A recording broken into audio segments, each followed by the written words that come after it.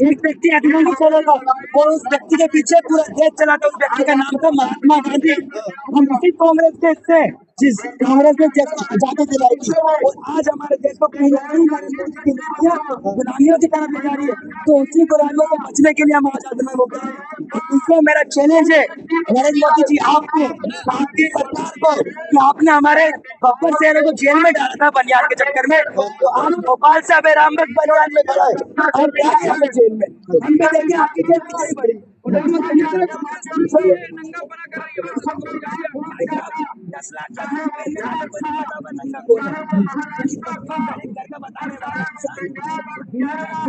किसी राजनीतिक प्रकार से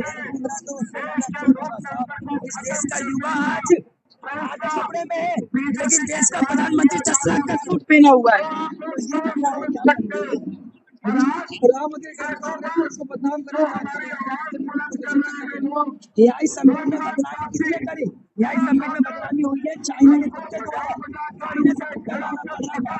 2026 तक में, क्योंकि भारत के जो साइंटिस्ट है वो युवा है, वो सब लोग हैं, चाइना से लाना पड़ेगा।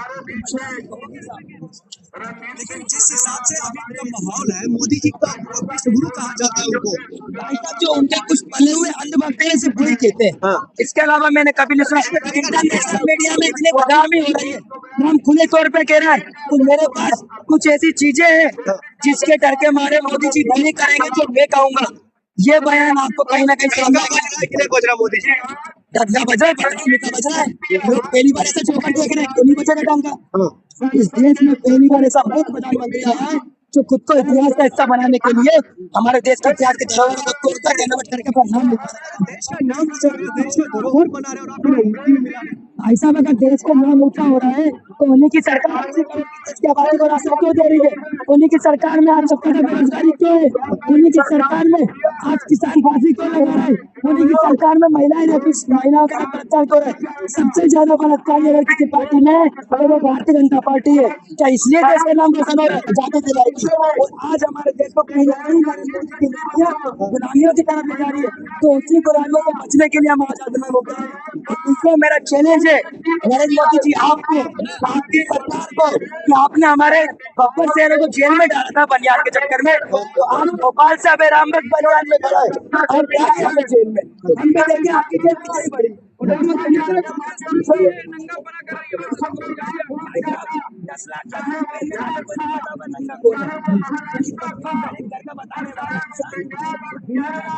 किसी राजनीतिक प्रकार से इस देश का युवा आज कपड़े में है, लेकिन देश का प्रधानमंत्री चश्मा का सूट पहना हुआ है। प्रधानमंत्री इसको बदनाम करो। एआई समिट में बदनामी किसने करी? एआई समिट में बदनामी हुई है चाइना के कुत्ते द्वारा। 2026 तक में, क्योंकि भारत के जो साइंटिस्ट है वो युवा है, वो सब लोग हैं, चाइना से लाना पड़ेगा। लेकिन जिस हिसाब से अभी का माहौल है, मोदी जी का गुरु कहा जाता है उनको, जो उनके कुछ पले हुए अंधभक्त से बुरी कहते हैं।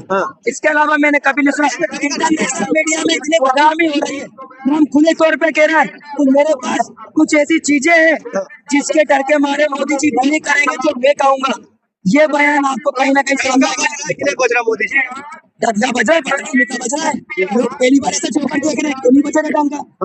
इस देश में पहली बार ऐसा प्रधानमंत्री आया है जो खुद को इतिहास का हिस्सा बनाने के लिए हमारे देश के इतिहास के धरोहर को तोड़कर रेनोवेट करके अपना नाम देश का नाम देश का धरोहर बना रहे और ऐसा अगर देश का नाम ऊंचा हो रहा है तो उन्हीं की सरकार इसकी आबादी को रास्ता क्यों दे रही है? उन्हीं की सरकार में आज सबसे ज्यादा बेरोजगारी क्यों है? उन्हीं की सरकार में आज किसान फांसी क्यों लगा रहा है? उन्हीं की सरकार में महिलाओं का बलात्कार क्यों है? सबसे ज्यादा बलात्कार अगर किसी पार्टी में अगर वो भारतीय जनता पार्टी है, क्या इसलिए देश का नाम रोशन हो रहा है?